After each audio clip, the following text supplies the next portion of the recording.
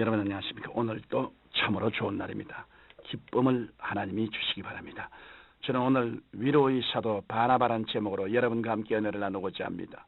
본문 말씀은 사도행전 11장 19절로 26절입니다.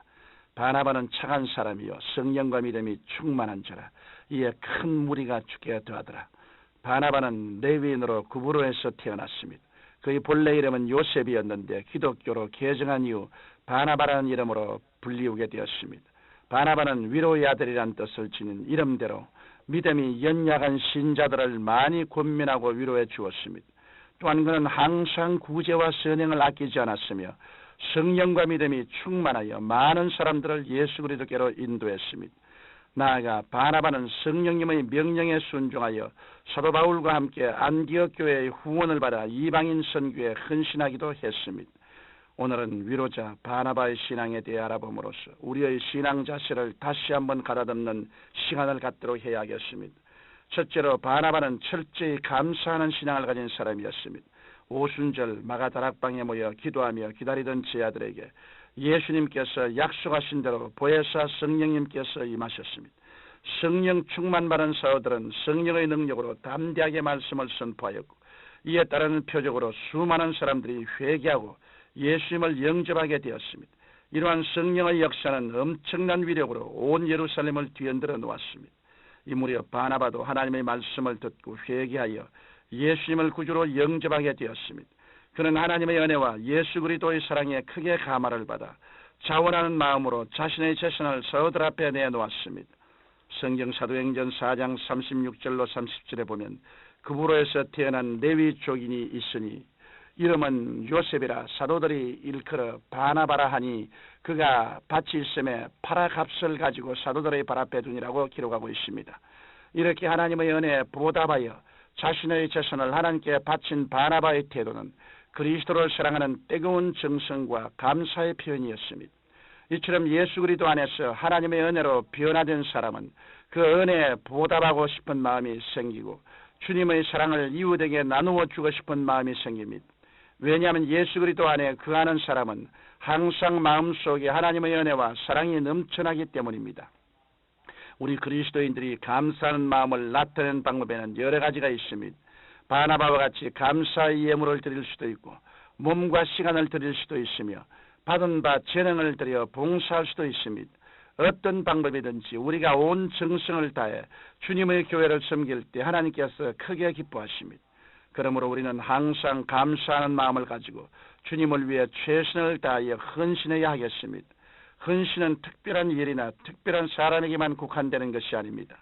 헌신은 구원받은 모든 그리스도인들이 현 위치에서 하나님의 영광을 위해 살아가며 교회에 충성하고 사랑을 실천하며 살아가는 것입니다. 둘째로 바나바는 권면과 위로를 베푸는 사람이었습니다. 바나바는 믿음이 연약한 성도들을 권면하고 위로함으로써 사랑을 실천했습니다. 예루살렘 교회가 핍박을 받자 성도들이 흩어지게 되었고 흩어진 성도들이 안디옥까지 가서 복음을 전파했습니다. 그 결과 수많은 헬라 사람들이 예수님을 믿게 되었습니다. 이렇게 하여 최초의 이방인 교회가 안디옥에 설립되었던 것입니다. 이 소식을 들은 예루살렘 교회는 바나바를 안디옥 교회에 파송했습니다. 바나바의 사명은 안디옥에 있는 예수 믿는 사람을 권면하고 그들의 믿음을 굳세게 하는 일이었습니다. 안디옥 교회는 창립된 지 얼마 되지 않았고 성도들의 믿음도 약했기 때문에 바나바와 같이 신실한 종이 절대적으로 필요했습니다. 오늘 읽은 본문 23절과 24절은 바나바에 대해 이렇게 기록하고 있습니다. 제가 이르러 하나님의 은혜를 보고 기뻐하여 모든 사람에게 굳은 마음으로 주께 붙어 있으라 구원하니 바나바는 착한 사람이요 성령과 믿음이 충만한 자라. 이에 큰 무리가 죽게 더하더라. 교회 안에는 믿음이 강한 사람이 있는가 하면 믿음이 약한 사람도 있습니다. 믿음이 약한 사람들은 영적으로 어린아이와 같아서 그때그때 제대로 이끌어주지 못하면 실족하여 넘어지기 쉽습니다. 그러나 따뜻이 권면해주고 믿음을 복돋아주면 신앙이 잘 자라게 됩니다. 이렇게 할 때 예수 그리스도 안에서 사랑과 믿음의 공동체를 형성해 나갈 수 있습니다. 나아가 우리 그리스도인들은 세상에서도 빛 가운데서 살아가야 합니다. 성경 마태복음 5장 16절에서 이같이 너희 빛을 사람 앞에 비추게 하여 저희로 너희 착한 행실을 보고 하늘에 계신 너희 아버지께 영광을 돌리게 하라고 말씀하셨습니다. 그러므로 우리는 세상의 빛과 소금이 되어 믿음이 약한 성도들을 권면하고 격려하여 최선을 다하도록 해야 하는 것입니다. 셋째로 바나바는 복음 전파에 일로 매진한 사람이었습니다. 바나바는 무엇보다 그리스도의 복음을 열심히 증거했습니다. 그래서 많은 사람들이 교회에 모여들었습니다. 그러나 그는 혼자의 힘만으로 가르친다는 것은 역부족이라는 것을 알았습니다. 그래서 다소에 있는 바울을 찾아가 안디옥에 데리고 와서 함께 큰 무리를 가르치는 데 온 힘을 다 기울였습니다.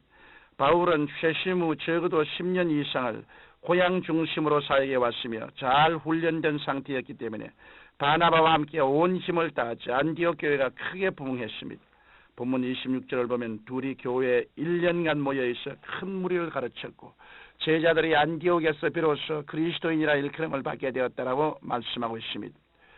이처럼 그리스도인들의 중요한 사명은 복음 증거의 사명입니다. 그런데 복음 증거는 인간의 힘으로 되는 것이 아니라 성령의 능력으로 되는 것입니다. 그렇기 때문에 예수님께서는 사도행전 1장 8절에서 오직 성령이 너희에게 임하시면 너희가 권능을 받고 예루살렘과 온 유대와 사마리아와 땅끝까지 이르러 내 증인이 되리라고 말씀하신 것입니다.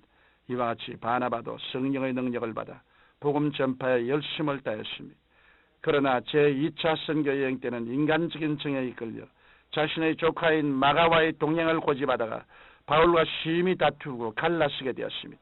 이 때문에 바나바는 바울과 같이 이방인 선교에 크게 부각되지 못하는 아쉬움을 남겼습니다. 그러나 바나바는 마가를 데리고 고향 구브로 전도에 힘썼으며 나중에 가시는 다시 바울과 좋은 관계로 회복되었던 것을 성경을 통해 알 수 있습니다. 그리스도인의 믿음의 열매는 복음 증거로 나타나야 합니다. 복음 전도는 영혼 구원에 대한 열정과 하나님에 대한 사랑의 결정체이기 때문입니다.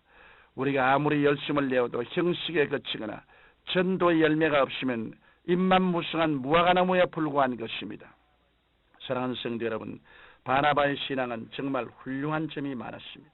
여러분도 바나바의 신앙의 자세를 본받아 하나님의 은혜에 감사하여 헌신하고 믿음이 연약한 자를 돌보아 주어야 합니다. 그리고 성령의 능력을 힘입어 담대히 복음 전도에 힘쓰므로써 하늘나라에 상급을 쌓아가는 여러분이 되시기를 예수님의 이름으로 축원합니다. 거룩하신 아버지 하나님, 우리 모든 사람들을 도와주셔서 이 말세 세속과 타협하지 말고 세상에 떠내려가지 말고 믿음의 구석에 서서 성령 충만하여 바나바와 같은 훌륭한 복음 전도자가 될 수 있도록 하나님이 도와주시옵소서. 우리의 입술의 증거를 통하여 하늘나라가 점점 확장되게 도와주시옵소서. 더 많은 사람이 믿고 들어와서 구원의 은총을 받게 하여 주옵소서. 우리 주 예수 그리스도께서 우리의 생애를 통해서 영광을 받으소서. 주 예수님 이름으로 기도드립니다. 아멘.